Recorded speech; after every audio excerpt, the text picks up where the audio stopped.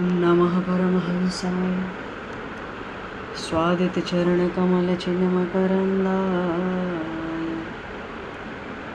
भक्तजनमानसनिवासाय श्रीरामचन्द्राय नमः। वंशीविभूषितकरान्नवनीरदाभात् पीताम्बरादरुणबिम्बफलाधरोष्ठात् पूर्णेन्दुसुन्दरमुखादरविन्दनेत्रात् कृष्णात् परं किमपि तत्त्वमहं न जाने। गङ्गातरङ्गरमणीय जटाकलापं गौरीनिरन्तरविभूषित वामभागं नारायणप्रियं अनङ्गमदापहारं वाराणसीपुरपतं भज विश्वनाथम्।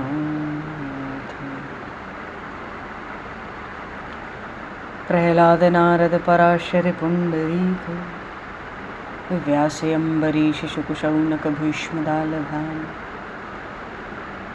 रुक्माङ्गदेर्जुनवसिष्ठविभीषणादीन् एतानहं परं भागवतान् नमामि। भक्तभक्तिभगवन्त गुरु चतुर्नामवपुएक तिनके पदवंदन की नाशहि विघ्न अनेक। बंदहु गुरुपदकंज कृपा सिंधु नररूपहर महामोहतमपुंज जासु वचन रविकर।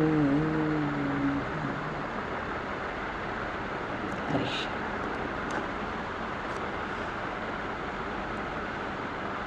गोविंद जय जय गोपाल जय जय।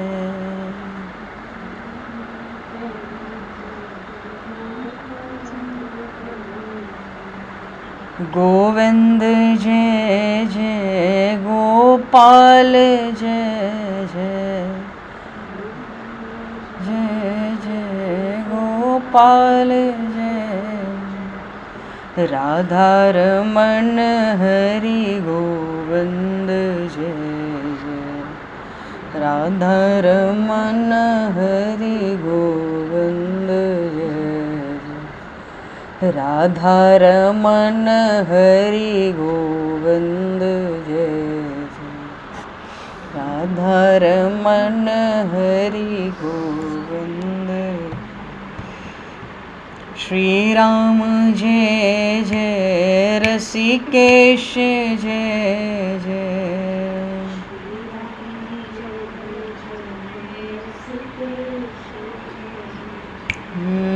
श्री राम जय जय रसिकेश जय जय। श्री राम जय जय रसिकेश जय जय। सीतारमण राम रघुनाथ जय जय। सीतारमण राम रघुनाथ जय। गोविंद जय जय गोपाल जय जय। गोविंद जय जय गोपाल जय जय। राधारमण हरि गोविंद जय जय। रमण हरि गोविंद जय। सीतारमण राम रघुनाथ जय जय। सीतारमण राम रघुनाथ जय। श्री राम जय जय रसिकेश जय जय। श्री राम जय जय रसिकेश जय। श्री राम जय जय ऋषिकेश जय जय।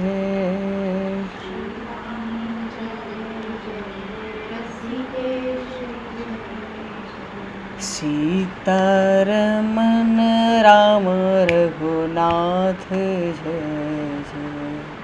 सीतारमन राम रघुनाथ राधारमन हरि गोविंद जय जय। राधारमन हरि गोविंद जय जय। सीतारमन राम रघुनाथ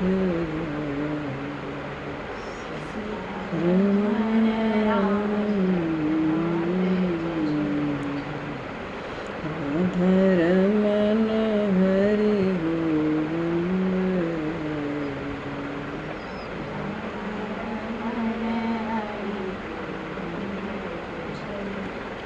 बोलिए सियावर रामचंद्र भगवान की, श्री राधे वृक्षचंद्र भगवान की, श्री बांके बिहारी लाल की, 84 कोस ब्रजमंडल धाम की, श्री पंढरीनाथ भगवान की। सब संतन की जय, सब भक्तन की जय, समस्त वैष्णवन की जय, समस्त परवाचार्य चरणन की जय, समस्त संप्रदाचार्यन की जय।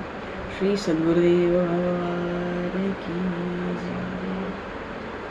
गंगा मैया की जय, जमुना मैया की जय, सरजू मैया की जय, गौ माता की जय, तुलसी माता की जय, पृथ्वी माता की जय, एकाशी महारानी की जय। जय जय श्री सीताराम, जय जय श्री राधेश्याम।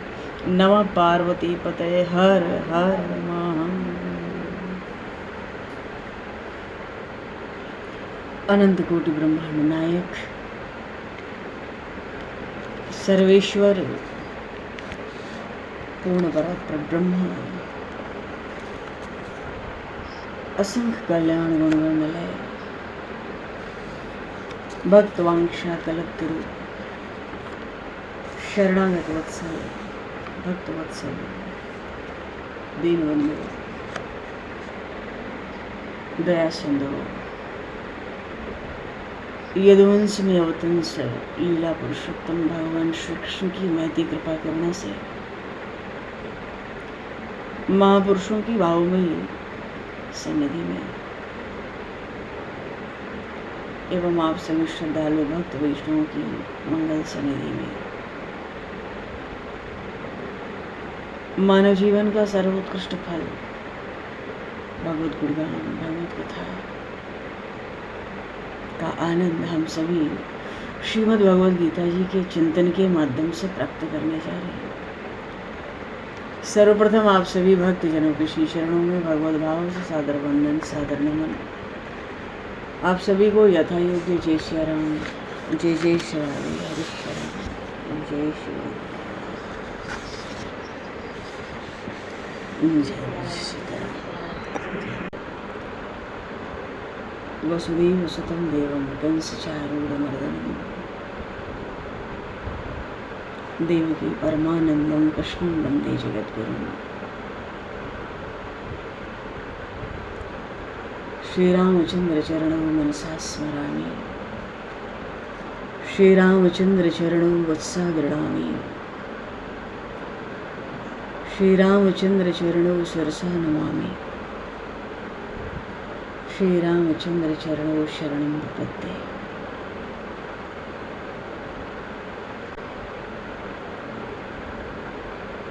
पूर्व प्रसंग में श्रीमद् भगवद गीता जी का स्मरण चिंतन, श्रीमद् भगवद गीता जी के आरंभ में ही उन भक्तराज अर्जुन को विषाद हुआ। गीता जी का प्रसंग ही यहाँ आरंभ होता है। कहाँ तो दिव्य रथ जिसका तेज, जिसकी दिव्यता दशों दिशाओं में दैदीप्यमान है, और उस रथ के सारथी साक्षात बैकुंठनाथ वो लीला पुरुषोत्तम भगवान श्री कृष्ण। भक्तराज अर्जुन के कहने से प्रभु ने दोनों सेनाओं के बीच में रथ खड़ा किया, क्योंकि अर्जुन जी को ये देखना है, हे केशव जरा देखूं तो किसके किसके साथ युद्ध करना है। प्रभु ने रथ खड़ा किया, पर अर्जुन जी को विषाद हो गया, महामोह छा गया।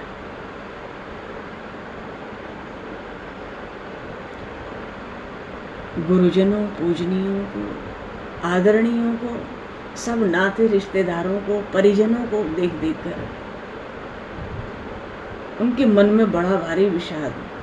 हे कृष्ण, मैं युद्ध नहीं करूंगा, इनको मारकर हमें स्वर्ग का राज्य या पृथ्वी का राज्य नहीं चाहिए। भक्तराज अर्जुन के कंधे से गांडीव गिर पड़ा, रथ में सिर पर हाथ रखकर बैठ गए, मैं युद्ध नहीं कर सकूंगा। प्रभु ने सोचा, भाई कहां तो दो सेनाओं के बीच में रथ खड़ा है,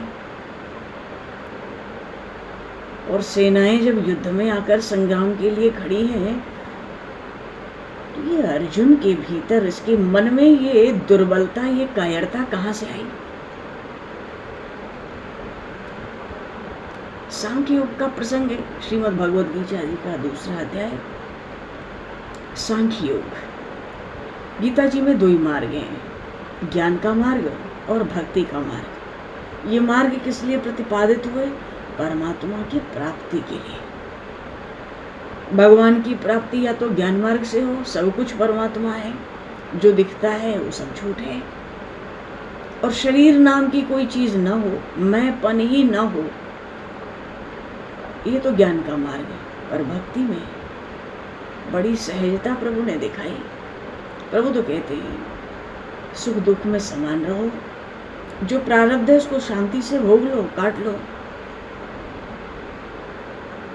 मेरी आज्ञा के अनुसार कर्म करो, और मेरी शरण रह के मेरे नाम गुण प्रभाव का कीर्तन करो। बस सब कुछ प्रभु के चरणों में समर्पण। चूंकि भक्तराज अर्जुन एक गृहस्थ भक्त हैं, प्रभु ने उपदेश तो दिया सांख्य योग का, पर अर्जुन जी के लिए इसी 2रे अध्याय में सांख्य योग में ही प्रभु ने निष्काम कर्म योग भी प्रकट किया।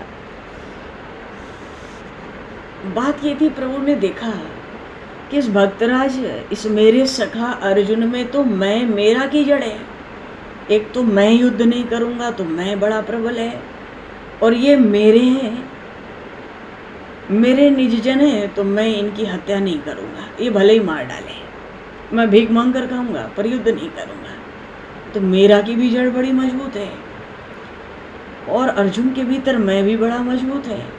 प्रभु ने सोचा इसको तो उखाड़ के फेंकना होगा, इसलिए प्रभु ने ज्ञान का उपदेश दिया। आश्चर्य तो हुआ प्रभु को, पर फिर भी प्रभु ने ज्ञान का उपदेश दिया, ये कह के कि भाई तुम क्षत्रिय हो, और क्षत्रिय का धर्म है धर्म युद्ध करना। और क्या शरीर के प्रति मोह करते हो, अपने शरीर के प्रति या अपनों के, ये तो सब नाशवान है। जब अर्जुन जी ने कहा, प्रभु आपकी शरण हूं, आपका शिष्य हूं, मेरा क्या कर्म होना चाहिए अभी वो आप बता दो। पर नहीं लड़ूंगा का निर्णय तो हो गया। प्रभु ने भी धैर्य धारण किया और अर्जुन जी से कहा, अर्जुन तू तो पंडितों जैसी बात करता है, ज्ञान तो तुझे है नहीं, पर तू ज्ञान की बहुत बड़ी बड़ी बातें कर रहा है। क्योंकि गतासूनश्चिनानो शोचन्ते पंडिता। अरे अर्जुन, तू ये समझता है कि तू इन लोगों का वध नहीं करेगा, पर जो विवेकी हैं, ज्ञानी हैं, पंडित कहलाते हैं जगत में, वो ना तो मरे हुए के लिए कोई दुख करते हैं और ना मरने वाले के लिए। मानो सृष्टि में कोई ऐसा होता ही नहीं है इन ज्ञानियों की दृष्टि में जिसके लिए ये शोक करें, क्योंकि या तो कुछ मर गए या कुछ मरने वाले हैं। तो दुख किसके लिए, सब तो एक जैसे। प्रभु ने बहुत समझाया अर्जुन जी को, सृष्टि तो अनादिकाल से, जीव भी तो अनादिकाल से है, जैसे वस्त्र बदले जाते हैं, जीव शरीर बदलता है। ये तो सब सृष्टि के, प्रकृति के नियम से होता है। तुम जो बातें करते हो वो तो अज्ञानी जन करते हैं। न चैव न भविष्यामः सर्वे वयमतः परम।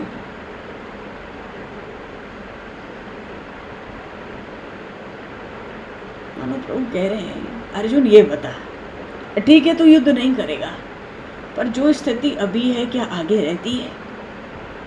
ये सृष्टि तो ऐसी है, व्यक्ति हो, कोई वस्तु हो या कोई स्थिति हो, ये एक सी कभी रहती नहीं, ये तो निरंतर बदलती रहती है।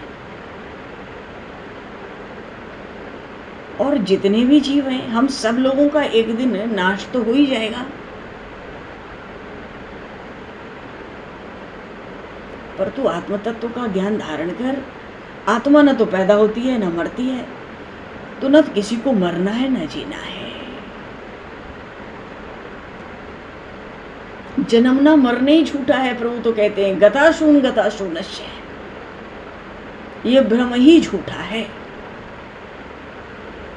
अच्छा, एक चीज होती है, गीता जी में भगवान ने अर्जुन जी को जब समझाया सांख्य योग, तो कहते हैं देहिनो अस्मिन् यथा देहे कौमारम यौवनम जरा। अच्छा अर्जुन, ये बता, क्या शरीर एक जैसा रहता है? बाल्यावस्था होती है, बाल्यावस्था बीतती है क्या, तो क्या शरीर भी नष्ट हो जाता है? अरे बाल्यावस्था के बाद युवावस्था आती है, पर एक समय युवावस्था भी नष्ट होती है, उसका भी क्षय होता है, तो क्या शरीर नष्ट हो जाता है? ऐसे ही जो चैतन्य आत्मा है उसका नाश कभी भी नहीं होता। शरीर में शिशुपना होता है, बाल्यावस्था होती है, युवावस्था होती है, धीरे धीरे वृद्धावस्था होती है, पर शरीर तो बना ही रहता है। ऐसे ही शरीर जितने भी जीव बदले, पर आत्मा तो ज्यों की त्यों बनी रहती है। तू किसके लिए शोक कर रहा है? अब बात तो यह है कि प्रभु को धर्म युद्ध कराना था। श्रीमद् भगवद गीता जैसा ज्ञान प्रभु ने मात्र 45 मिनट में दिया, और कौन सा तत्व, कौन सा विभाग, कौन सा सिद्धांत प्रभु ने गीता जी में प्रकट नहीं किया। मानो अर्जुन जी को प्रभु स्पष्ट समझाना चाहते हैं, शरीर का नाश भी होगा। जिनको तू नहीं मारना चाहता, यदि तू उनको मारेगा भी तो इनके शरीर का ही तो नाश होगा। फिर नाश होकर दूसरा शरीर तो प्राप्त हो ही जाएगा।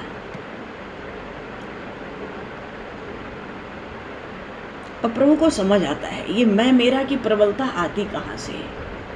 संसार के विषयों से। जब इंद्रियों का संयम नहीं होता, क्योंकि इंद्रियों का सहज स्वभाव है, उनको संसार के सुख अच्छे लगते हैं, विषय सुख रुचता है। पर अगर विषय का सुख नहीं होता, शरीर को हम सुखी क्यों करते हैं? विषयों के ही माध्यम से सुखी करते हैं। हम अपने परिवारजनों को सुखी कैसे करते हैं? विषयों से ही सुखी करते हैं। तो मैं मेरा की जो मूल जड़ है वो तो विषय है। अब प्रभु कहते हैं देखो, ये जो विषय है ना, ये जो संसार का सुख है, ये तो मृग तृष्णा का जल है।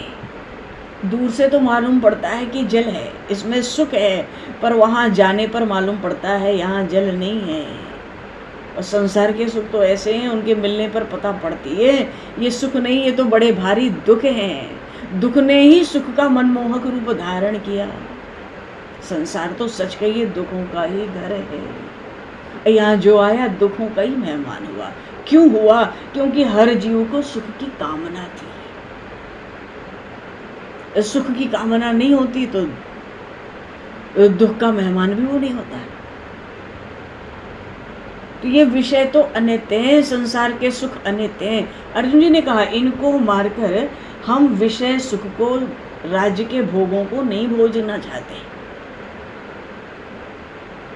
ये हमारे अपने हैं, इनकी हत्या कैसे करूं? हत्या करके राज्य प्राप्त करूं, राज्य का भोग, विषय भोग भोगूं, इनको मार के नहीं चाहिए ऐसा राज्य। इसलिए भगवान ने ये बात कही, जिसको तुम सुख कहते हो कि इनको मार के हमें वो राज्य का सुख नहीं चाहिए, वो सुख नहीं है, वो दुख ही है। विषय तो अनित्य हैं, दुख देने वाले हैं। इनका संग तो भूल कर भी नहीं करना चाहिए, नरक में ले जाते हैं। मानो प्रभु कह रहे हैं, ये विचार दिमाग से निकालो कि इनको मार के राज्य का सुख भोगना है। इनको मारना इसलिए है कि राज्य का सुख भोगा जाए, सो बात नहीं है। ये तो धर्म युद्ध है, और तुम क्षत्रिय हो, तुम्हें धर्म युद्ध करना चाहिए। और हाँ, जो संसार के सुखों के अधीन नहीं होते, जो सुखों की कामना नहीं करते, उनको न सुख का स्पर्श है न दुख का। इसलिए तुम युद्ध करो, अपनी जय पराजय को छोड़ दो, मेरा स्मरण करते हुए तुम युद्ध करो। अच्छा, जिसको संसार के सुख अच्छे नहीं लगते, जो संसार के सुखों के अधीन नहीं है, भगवान कहते हैं उसको गर्भावास भी नहीं भोगना पड़ता। नासतो विद्यते भावो ना भावो विद्यतः सतः। बड़ी सुंदर बात भगवान ने यहाँ कही।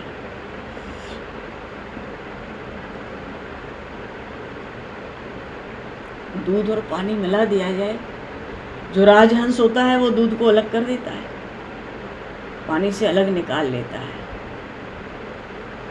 कोई कारीगर होता है, स्वर्ण को आग में तपाकर उसका जो अशुद्ध अंश होता है उसको अलग कर देता है। मानो शुद्ध जो स्वर्ण है, सोना, उसको अलग कर देता है। चतुराई से दही का मंथन हो तो मक्खन बिल्कुल अलग हो जाता है। ऐसे ही विचार करते करते एक न एक दिन ये जो प्रपंच है ना, इसका सहज ही विनाश हो जाता है। तो फिर ज्ञानियों को क्या बचा? जब प्रपंच रहा नहीं तो तत्व बचा।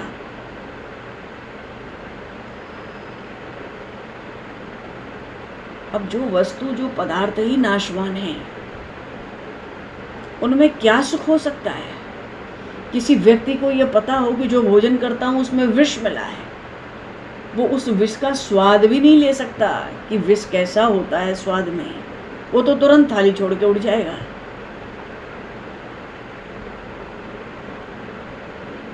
तो संसार तो असत है, और वो एक परमात्मा, वो आत्मा ही सत्य है, वो ही नित्य है। मानो नासतो विद्यते भावो न भावो विद्यता सता। जो दिखता है उसकी तो सत्ता है ही नहीं, जिसकी सत्ता है उसका अभाव है ही नहीं। तो दृष्ट संसार में जो कुछ स्थिर नहीं है, मानो ये तो मरने ही वाले हैं, तो ये स्थिर कहाँ हुए? जो कुछ स्थिर नहीं है वो असार है, और संसार में ऐसा प्रपंच में कुछ नहीं है जो अस्थिर न हो। कुछ भी स्थिर नहीं है, लेकिन जो सार है वो तो नित्य है ना। तो वो जो सर्वव्यापक तत्व है, जो सदा ही सर्वव्यापक है, सर्वगत है, सर्वहित है, वो तो जन्म मृत्यु से परे है। अर्जुन जी ने प्रभु से ज्ञान की बात की, इसलिए प्रभु की जब वाणी गीता जी में प्रकट हुई तो ज्ञान से ही प्रकट हुई, सांख्य योग से ही प्रकट हुई। पर प्रभु को भीतर भीतर ये खूब पता है। अर्जुन को तो कर्म योग का ही इसके लिए उपदेश दे रहा है। अंतवंत इमे देहा नित्य सूक्ता शरीर। इस शरीर कितना भी बदले, बाल्यावस्था से युवावस्था, युवावस्था से वृद्धावस्था, एक न एक दिन तो इसका नाश होकर रहता है। शरीर तो स्वाभाविक रूप से नष्ट होकर रहता है। इसलिए सब शंका छोड़ो। जिनको तुम नहीं मारना चाहते उनको मरना तो है ही, आज नहीं तो कल। क्षत्रिय हो, धर्म युद्ध का पालन करो, यही तुम्हारा धर्म है इस समय। क्योंकि न हन्यते हन्यमाने शरीरे। भगवान ने ये भी बात कही, जैसे स्वप्न में कोई चीज दिखे, कोई दृश्य दिखे, कोई वस्तु दिखे, कोई व्यक्ति विशेष दिखे, वो सत्य तो होता नहीं है। स्वप्न से जग जाए तो ना तो वो वस्तु है, न व्यक्ति है, न कोई दृश्य है, कुछ अता पता ही नहीं किसी का। अब किसी की परछाई पर प्रहार किया जाए, किसी के शरीर की छाया पर अस्त्र शस्त्र से प्रहार किया जाए, तो क्या उस शरीर को चोट लगेगी?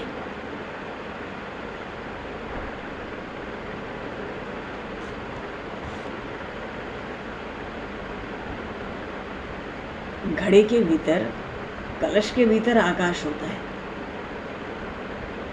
सहज है। पर घड़े को हम नष्ट कर दें, 2 पल में तोड़ डालें, तो क्या आकाश नष्ट हो सकता है? ऐसे ही हे अर्जुन, तुमसे सच कहता हूं, इनके शरीरों का नाश होगा, क्षय होगा, पर मूल स्वरूप से इनका नाश नहीं हो सकता, क्योंकि ईश्वर अंश जीव अविनाशी, वो तो चेतन है, सहज ही निर्मल है, सुख का भंडार है। ये जो तुम्हें दृश्य दिखता है इतनी सेनाओं का, कौरवों के, ये तो सब, इनका तो विनाश हुआ है समझो। ये तो सब झूठे दिखते हैं, ये तो शरीर मरने के लिए ही है, ये तो मृत्यु लोक है। और यहीं पर प्रभु ने अर्जुन जी से कहा, वासांस जीर्णानि यथा विहाय नवानि गृह्णाति नरूपराणि तथा शरीराणि विहाय जीर्णा नन्यानि संयाति नवानि देहि। अर्जुन जी को शरीर ही तो दिखते हैं, अपना शरीर, कि मैं युद्ध नहीं करूंगा और अपनों का वध नहीं करूंगा, वो भी शरीर ही दिखते हैं, यही मोह है। तो वो कहते हैं देखो, जैसे अशुद्ध दूषित वस्त्रों को त्याग कर, फटे पुराने वस्त्रों को छोड़कर नए वस्त्र धारण किए जाते हैं, ठीक ऐसे ही आत्मा भी एक शरीर को त्याग कर दूसरे शरीर को प्राप्त करती है, स्वीकार करती है। और तू इनको नहीं मारेगा तो क्या ये अमर हो जाएंगे? इनके शरीर कभी नष्ट नहीं होंगे? क्या इनकी मृत्यु नहीं होगी? अरे नैनम छिद्दन्ति शास्त्राणि नैनम दहति पावकः न चैनम क्लेदन तापो न शोष्यति मारुतः। क्योंकि वो आत्मा तो नित्य सर्वगतः। और प्रभु अर्जुन जी का ध्यान शरीरों से हटाना चाहते हैं और तत्व पर लाना चाहते हैं। अब क्या आत्मा, प्रलय काल में जल बरसेगा तो आत्मा गीली भी नहीं होगी, डूबना तो दूर की बात है। प्रलय काल में अग्नि बरसेगी, आत्मा तो कभी दग्ध भी नहीं होगी, जलना तो दूर की बात है।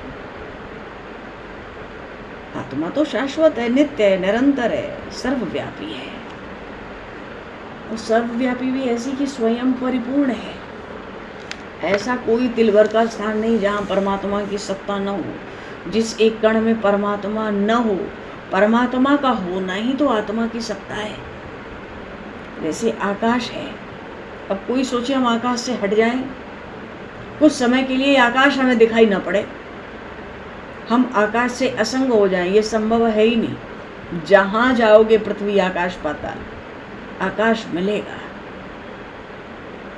ऐसे कहीं किसी भी तत्व में ऐसा है नहीं कि जहाँ आत्मा नहीं है, और एक ही आत्मा समान रूप से। तो तुम ये शरीरों से भेद क्यों करते हो? आत्मा तो अपरंपार है, वो ही पुरुषोत्तम है, अनादि है, निर्विकार है, सर्वव्यापक है, उसमें कोई विकार नहीं। एक ही आत्मा सब जगह है और वो सब में फैली हुई है। कुत्ते के शरीर में अलग आत्मा हो, हम में अलग है, सो बात नहीं हो सकती। एक ही आत्मा है, वो सब जगह फैली हुई है। इसलिए तुम ये जो शोक कर रहे हो ना, इसको सहज ही दूर करो। क्योंकि जन्म हो या मृत्यु हो, नित्यम वा मन्यसे मृतम, जन्म हो या मृत्यु हो, दोनों ही आवश्यक है और इनको कोई भी टाल नहीं सकता।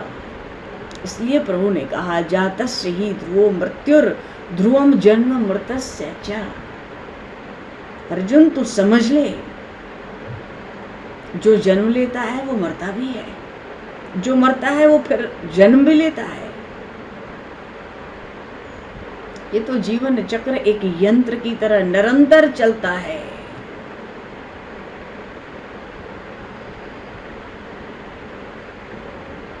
कोई कहे सूर्य डूब गया, कोई कहे सूर्य निकल आया। सूर्य न तो डूबा था न तो निकला है। ये तो अपनी अपनी परिस्थितियां हैं कि कब प्रकाश मिल रहा है, कब अंधकार मिल रहा है। सूर्य तो आकाश में सदा एक जैसे ही स्थिर रहता है। मानो इस मृत्यु लोक में जो आया है उसके लिए जन्म मरण अनिवार्य है। इधर मरो और उधर जन्मो, इधर मरो और उधर जन्मो। अब जब जीव की उत्पत्ति नहीं होती है तो उसका कोई आकार नहीं रहता। जन्म से पहले उत्पत्ति होती है तो आकार स्वीकार करता है।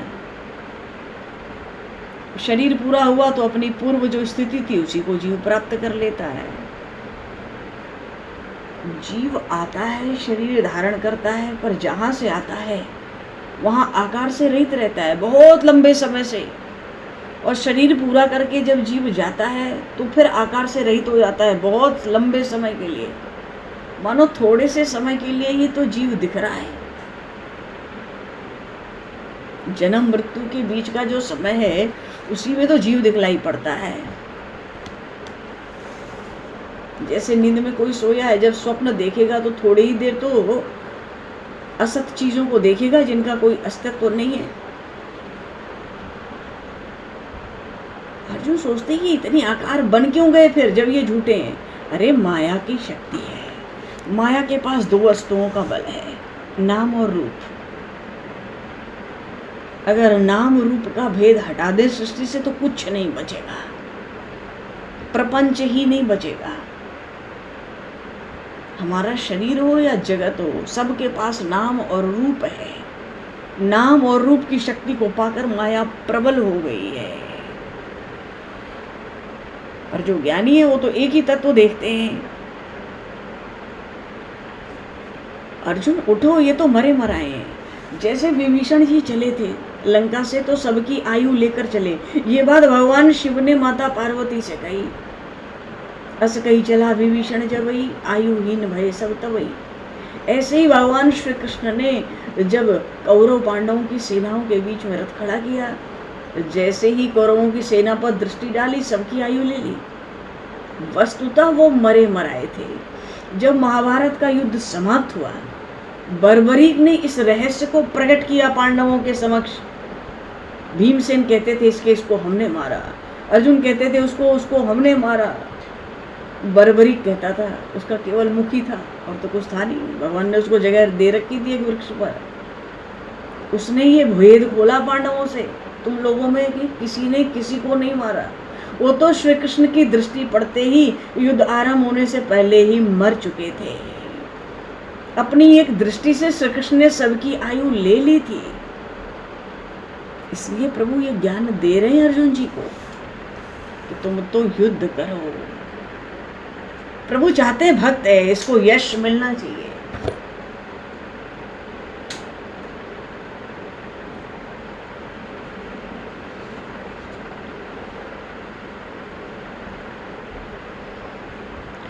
अब किसी को बड़ा भारी बुखार आ जाए और उसको कोई दूध पिलावे, बड़े भारी बुखार में दूध पिलाया जाए तो वो विष के तुल्य होने लगता है। मानो उसके स्वहित का नाश तो हो ही जाएगा। इसलिए स्वधर्म का पालन करने से कुछ, अगर तुम्हें पाप भी तुम्हें लगता है कि इस युद्ध में पाप लगेगा तो ये तो तुम्हारा धर्म है, तुम स्वधर्म का पालन करो, वो पाप अपने आप नष्ट हो जाएगा। क्योंकि जो प्रशस्त मार्ग होते हैं उस पर चलने से मनुष्य कभी ठोकर नहीं खाता। और विष मिला हुआ अमृत हो तो पी के मरना ही है। और अगर हम स्वधर्म का पालन करें, उसमें कामनाएं हो, सकामता हो, तो उसमें दोष आ जाता है।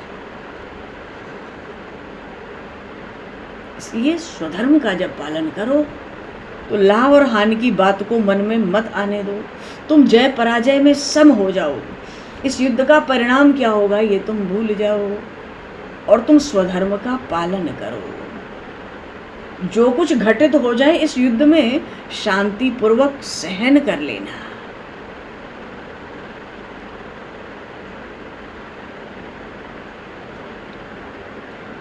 अर्जुन तो सोच रहे हैं कि भाई इस ज्ञान से आत्मा परमात्मा के युद्ध करने की स्थिति हो नहीं रही है। प्रभु ने सोचा है इसके हृदय में कुछ शांति होनी चाहिए। प्रभु कहते हैं एषां ते भीता सांख्यम बुद्धिर्योगे त्विमां दृढ़ो बुद्धिया युक्तो यया पार्थ कर्म बंधनम प्रयास्यामि। सांख्य योग तो मैंने तुम्हें बताया कि ज्ञान का तत्व क्या है। ज्ञान की दृष्टि से न शरीर है न संसार है, केवल एक आत्म तत्व ही है। वो ही परमात्मा है, वो ही आत्मा है, अखंड एक रस है। पर मैं तुम्हें निष्काम कर्म योग भी बताता हूँ, तुम ध्यान से सुनो इस बात को। क्योंकि अगर तुम निष्काम कर्मयोग को ध्यान से सुनोगे तो तुम कर्म तो करोगे पर उस कर्म का बंधन तुमको नहीं होगा। अपने बुद्धि योग से ये निश्चित कर लो कि जो कर्म का फल होगा उसमें मुझे आसक्ति नहीं रखनी है।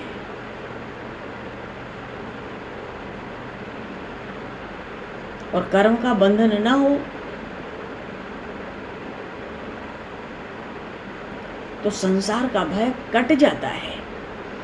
हमारे कर्म विशेष नहीं होते तो हमारा जन्म नहीं होता। और कर्मों का बंधन इसलिए हो गया क्योंकि हमने स्वयं को कर्ता और भोक्ता माना।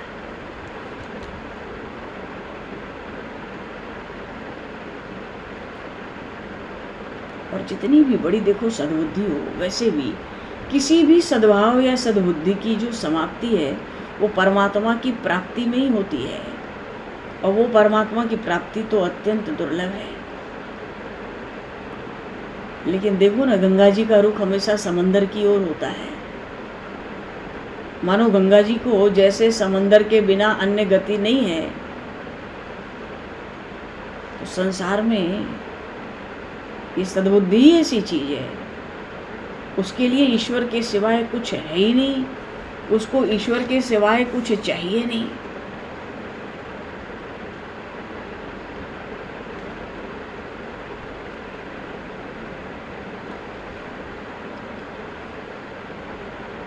जो उपनिषद है,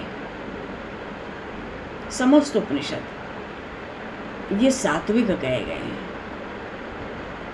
लेकिन जो यज्ञादि कर्म होते हैं ये तो स्वर्ग के सुख भोगने के लिए है ना। सब रज तम से भरे रहते हैं। इसलिए प्रभु कहते हैं अंतःकरण को कर्मों के चक्कर में मत डालो, 3 गुणों को त्यागो, मैं मेरे के फेर में तुम पड़ो ही मत।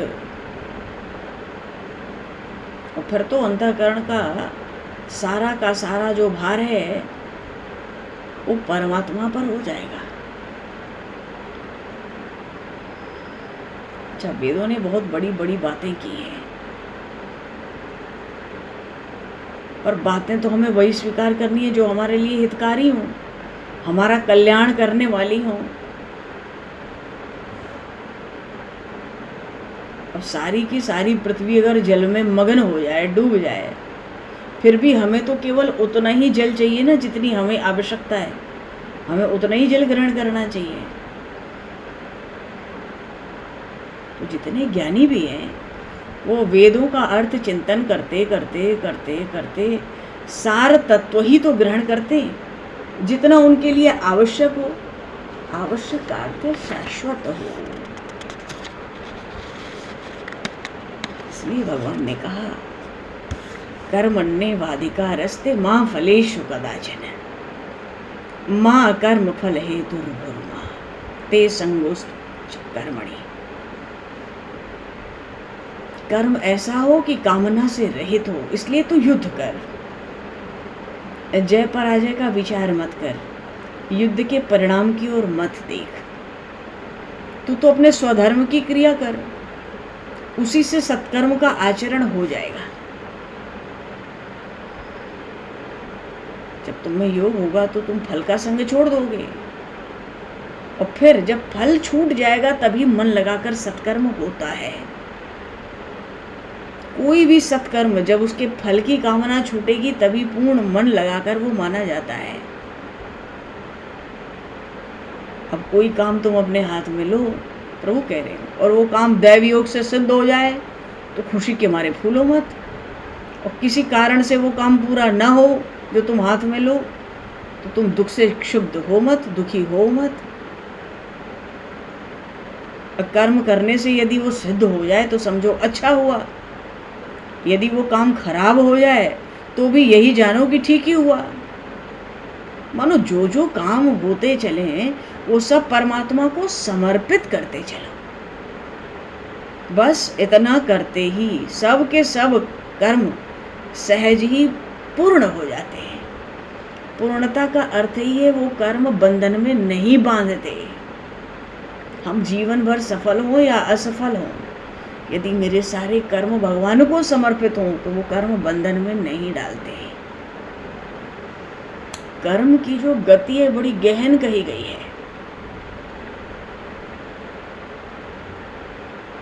तो अब गहन वस्तु में कोई कितना उलझे, कितना भीतर जाए, उलझन ही होगी।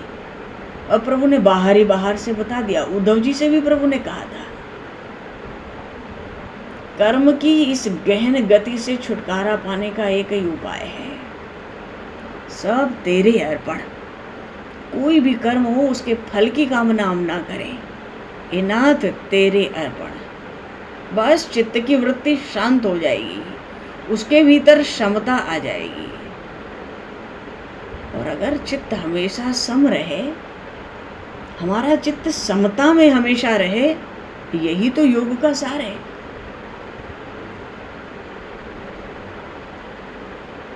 योग का सार ही है कि चित्त में समता आ जाए, क्योंकि जो चित्त का समत्व है उसी को योग का सार कहा गया है। समत्व का अर्थ है जहां मन बुद्धि एक हो जाए।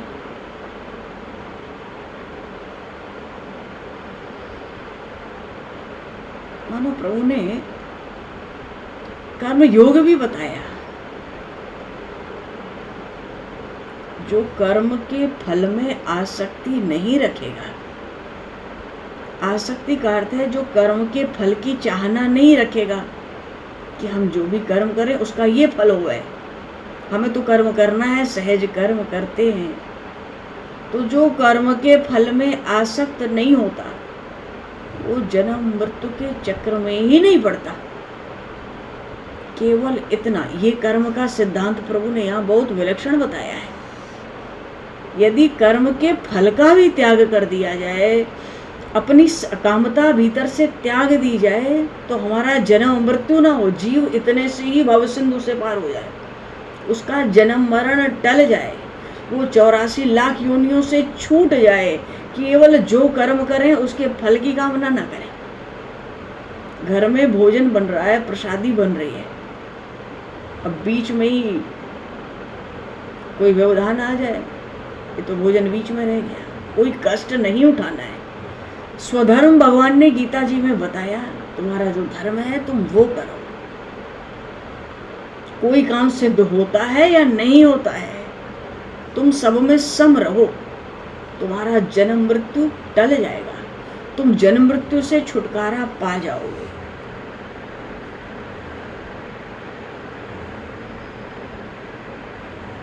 और जहां ऐसी बुद्धि योग सिद्ध हो गई कि हमें तो केवल कर्म करने पे ध्यान देना है कि हमारा कर्म, हमारा धर्म क्या है, धर्म के अनुसार कर्म, पर कर्म करके ये हो जाए, वो मिल जाए, वो बन जाए, ऐसा हो जाए, ये छोड़ दो, ये सब दुखों का कारण है। धीरे धीरे तुम्हारे भीतर समता आ जाएगी, तुम्हें समस्त योगों का सार प्राप्त हो जाएगा। इसलिए जो तुम्हारे भीतर अभी मोह आया है ना, तुम इस मोह को त्याग दो। जहां इस मोह को त्यागोगे ना, इस युद्ध के परिणाम को तुम क्यों देखते हो? तुम ये क्यों देखते हो कि तुम इनका वध करने जा रहे हो और ये तुमसे मर जाएंगे? इस दृष्टि को हटा लो, मोह को त्यागो, तो वैराग्य प्रकट होगा, राग ही समाप्त हो जाएगा। जब युद्ध के फल पर दृष्टि नहीं होगी, सामने वाले के मरने जीने पर दृष्टि नहीं होगी, तो वैराग्य हो जाएगा ना, राग कहाँ बचा? और तुमको बड़ा विशुद्ध आत्मज्ञान प्राप्त हो जाएगा।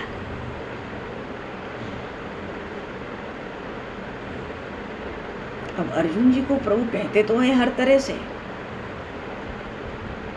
तो अर्जुन जी सोचते हैं फिर कहाँ बात बढ़ावें, तुरंत कहते हैं ये आत्मज्ञान किसको प्राप्त होता है? अब बताओ, आत्मज्ञान का स्वरूप, आत्म स्वरूप प्राप्त करने का अर्थ है समाधि का सुख, वो तो स्थित प्रज्ञों को प्राप्त होता है। अर्जुन जी अभी घबराहट में, उनको तो बात करनी है, कोई ना कोई प्रश्न रखना है, क्योंकि प्रश्न छूटा तो युद्ध के सम्मुख होना पड़ेगा। प्रभु से पूछते हैं, प्रभु ये स्थित प्रज्ञ किसको कहते हैं? जिसको लोग स्थिर बुद्धि कहते हैं, जो लोग समाधि का सुख निरंतर अनुभव करते हैं, जो अखंड समाधि में स्थित रहते हैं, उनका क्या स्वरूप है? आप आत्म सुख पे बड़ी जोर देते हो, आप समता पे बड़ी जोर देते हो।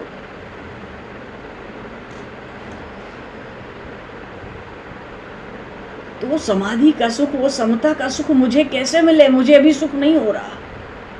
हे नाथ कृपा करके आप सुनाओ, मुझे अभी भीतर सुख नहीं हो रहा है। प्रभु ने कहा, देखो जो तुम्हारे मन में रहने वाली प्रबल विषय की वासना है ना,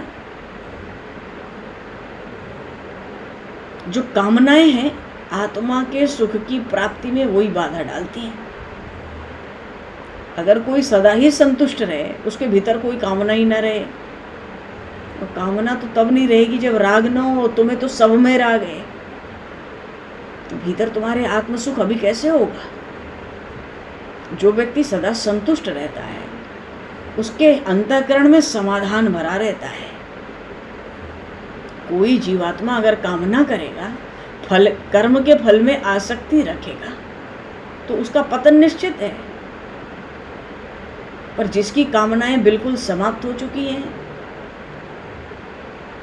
उसके मन में सदा के लिए आत्मसुख प्रकट हो जाता है। और जिसके हृदय में, अंतःकरण में सदा के लिए आत्मसुख है, तुम उसी को स्थित प्रज्ञ जानो। और फिर तो कितना भी दुख आवे, कोई उद्वेग थोड़ी होता है चित्त में, कितना भी सुख आवे, कोई लोभ थोड़ी प्रकट हो सकता है। जो ऐसे स्थिर बुद्धि के हैं, आत्मसुख से भरे, उनमें काम क्रोध थोड़ा ही होता है। चित्त में भीतर ही भीतर उस परमात्मा का साक्षात्कार होता है, और वो जो स्थित प्रज्ञ है वो बड़े आनंद में ओतप्रोत रहता है। इसलिए अर्जुन कहता हूं, सबके साथ समान आचरण करो, समता रखो। अब चंद्रमा प्रकाश देता है, तो क्या वो विचार करता है कि ये उत्तम व्यक्ति है, इसको प्रकाश दो, ये अधम व्यक्ति है, इसको प्रकाश दो ही मत? अरे भेद से रहित समवृत्ति है इस चंद्रमा के पास। तो तुम ये राग को हटाओ, मैं और मेरा, तुम तो हर्ष और शोक से रहित हो जाओ, तब तुम्हारे भीतर आनंद होगा। और तुम फिर युद्ध करो, अपनी जय पराजय को भूल जाओ, युद्ध करो। फिर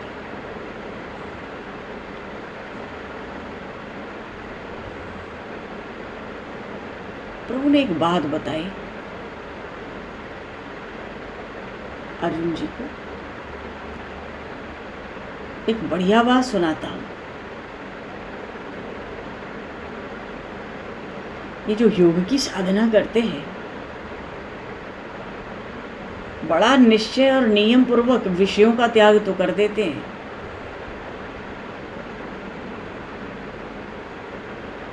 तो जो इंद्रियां हैं उनका संयम तो कर लेते हैं, पर जो रसेंद्रिय है, जो रसना है, उसका निग्रह नहीं कर पाते। और फिर उस योगी को हजार तरह से विषय आके घेरते हैं। जिह्वा पर नियंत्रण चाहिए, जिह्वा के स्वाद पर नियंत्रण चाहिए। कितनी भी इंद्रियों को वश में कर लें, संयमित कर लें योगी, अगर जिह्वा पे नियंत्रण नहीं है तो सारे विषय बिना बुलाए घर कर लेते हैं। जैसे सहज ही दूसरी इंद्रियां वश में होती हैं, ये जो रसना है, ये सहज, इसका संयमन नहीं होता।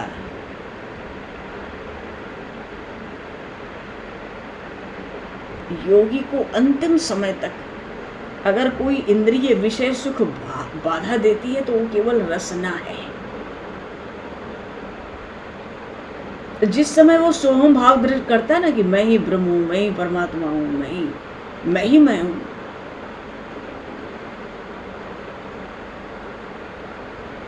मानो प्रभु तो कहते हैं कि ये रसना इंद्रिय बड़ी भारी है, और रसना से थोड़ा ऊपर उठे तो फिर रिद्धि सिद्धि बाधा देती है। प्रभु अर्जुन जी के भीतर से ये बात हटाना चाहते हैं कि तुम आत्म सुख प्राप्त करो। मानो तुम आत्म सुख के प्रश्न करते हो, इस युद्ध की भूमि में इस प्रश्न का कोई विशेष महत्व नहीं है। अब प्रभु तो उनसे युद्ध कराना चाहते हैं, भाई तुम तो युद्ध करो। उसके लिए मन शांत चाहिए, राग न हो, वैराग्य हो, मन शांत चाहिए। और मन शांत तभी होगा जब विषयों से, संसार की कामनाओं से हटा रहेगा, या संसार की समस्त कामनाओं को मन त्याग दे। अगर मन में कोई कामना न हो तो उस मन में राग द्वेष नहीं रह सकता। राग द्वेष रहने का अर्थ ही है कि कामना है, मैं मेरा तू तेरा का भेद बना हुआ है। अगर राग द्वेष नष्ट हो जाए तो विषय सुख कोई बाधा नहीं देते जीव को, पर तो चित्त में आनंद का डेरा पड़ जाता है। तो संसार संबंधी जो दुख हैं वो हमारे अंतःकरण में, चित्त में फिर प्रवेश नहीं कर पाते।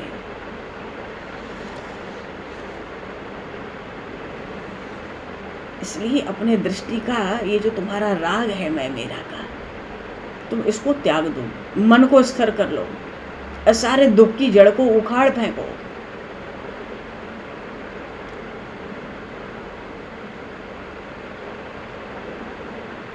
प्रभु ने तरह तरह से अर्जुन जी को समझाया, और अंततः प्रभु कहते हैं देखो, विहाय कामान्ययः सर्वान् पुमांश्चरति निष्प्रियः निर्ममो निरहंकारः स शान्तिमधिगच्छति।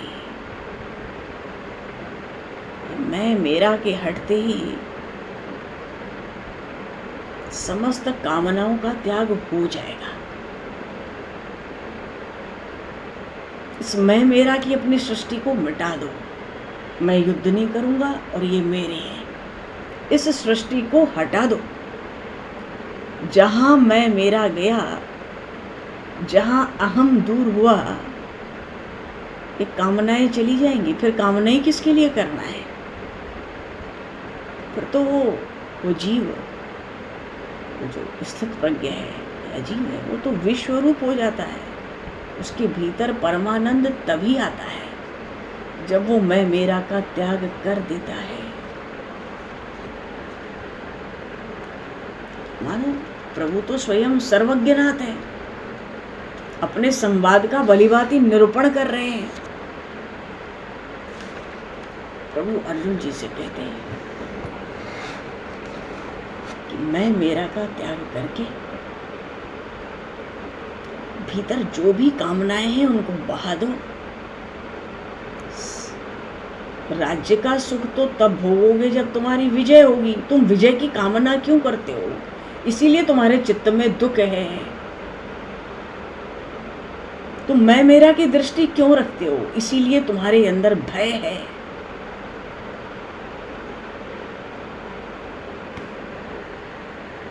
तुम कर्म करो पर उसका फल न जाओ।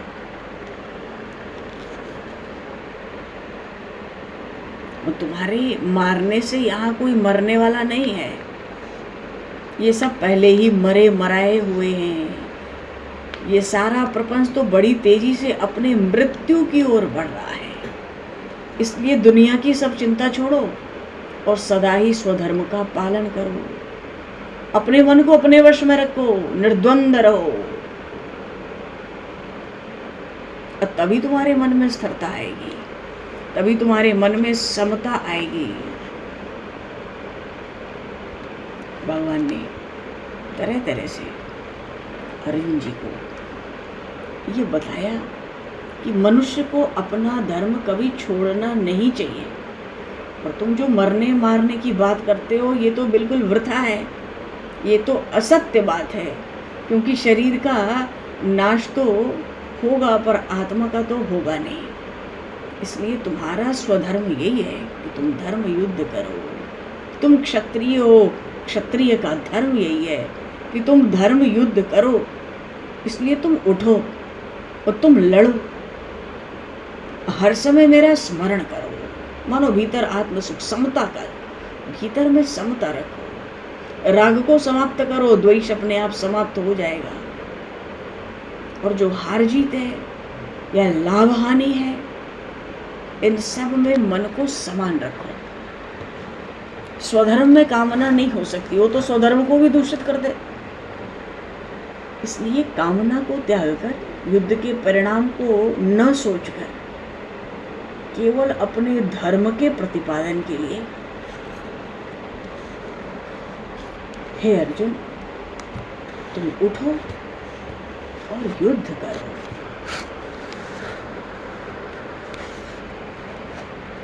बोलिए श्री कृष्णचंद्र भगवान की जय। पर अर्जुन जी अभी कुछ बोलते नहीं है, अर्जुन जी अभी कुछ कहते नहीं है, क्योंकि उनका मन युद्ध करने के लिए सम्मुख नहीं हो रहा है। जो भीतर अंतरात्मा में, अंतःकरण में चीर शांति चाहिए, उसकी तलाश में है। पर युद्ध की भूमि में जिनके स्वार्थी स्वयं बैकुंठनाथ श्री कृष्ण हो, उस अर्जुन को अंतःकरण में शांति का अनुभव नहीं हो रहा है। उसका कारण यही है, मोह। सबसे ज्यादा दोष दृष्टि में, इसीलिए महापुरुषों ने कहा है सबसे ज्यादा दोष है दृष्टि में। जहां आंख खुली कि प्रपंच देखा, और प्रपंच तो ब्रह्मा जी ने रामचरितमानस में आया ना, गुण अवगुण साना। विधाता ने प्रपंच रचा तो गुण अवगुण सब मिलाया। दृष्टि खुलते ही कहीं गुण दिखता है और कहीं दोष।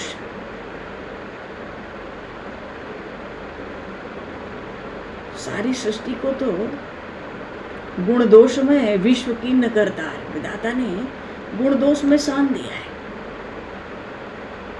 दृष्टि नहीं होती तो इतने कहां दिखते।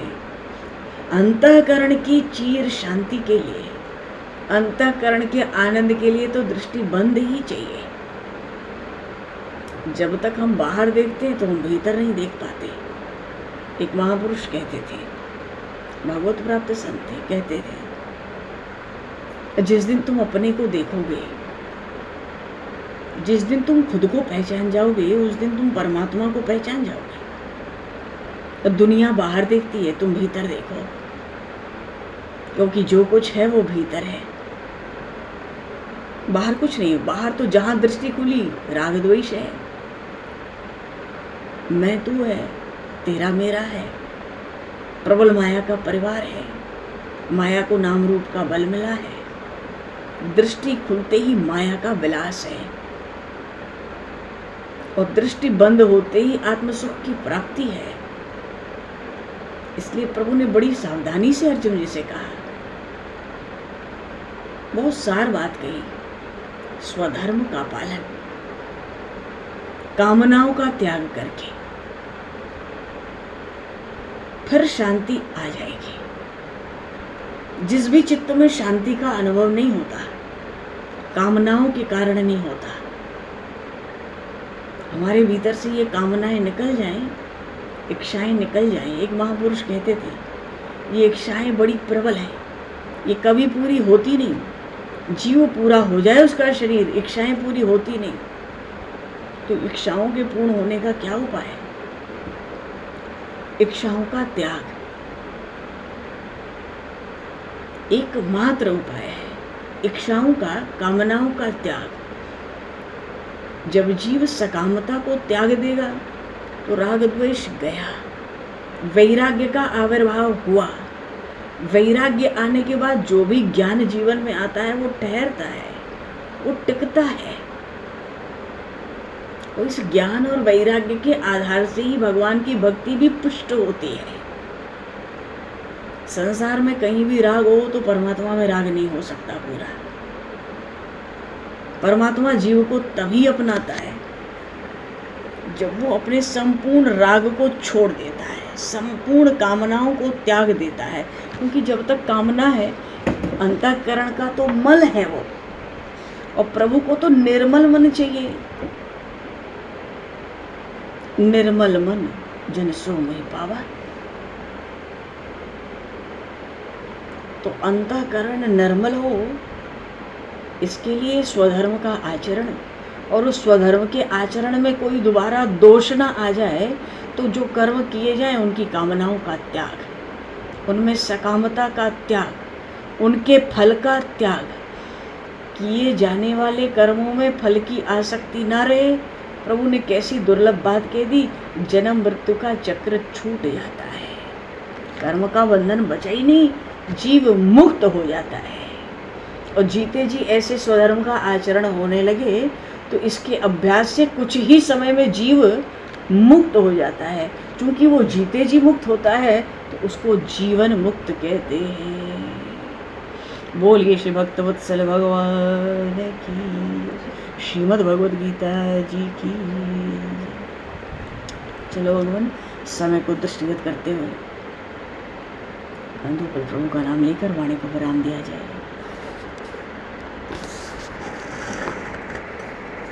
सीताराम राम राम सीताराम राम राम, सीताराम राम राम सीताराम राम, सीताराम राम राम सीताराम राम राम, सीताराम राम राम सीताराम राम, सीताराम राम राम सीताराम राम, सीताराम राम राम सीताराम, सीताराम राम राम सीताराम राम,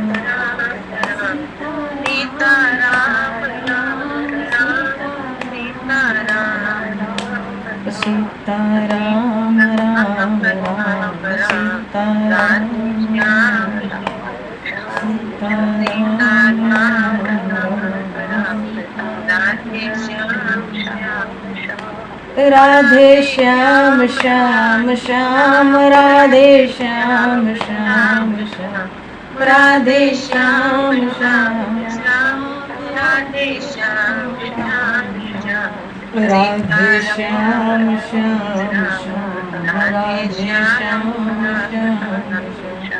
राधे श्याम श्याम श्याम, सीताराम राम सीताराम। बोलिए सियावर रामचंद्र भगवान की, शराय वृक्षचंद्र भगवान की। सब संतन की जय, सब भक्तन की जय, श्रीमद् भगवद गीता जी की जय। जय जय श्री सीताराम। भगवान समय को दृष्टिगत करते हुए आज यहीं पर वाणी को विराम। वाक्य पुष्पांजलि प्रभु के श्री चरणों में सादर समर्पित। आप सभी को भी यथा योगी श्री सियाराम जय श्री राधे हरिश्चरण जय श्री।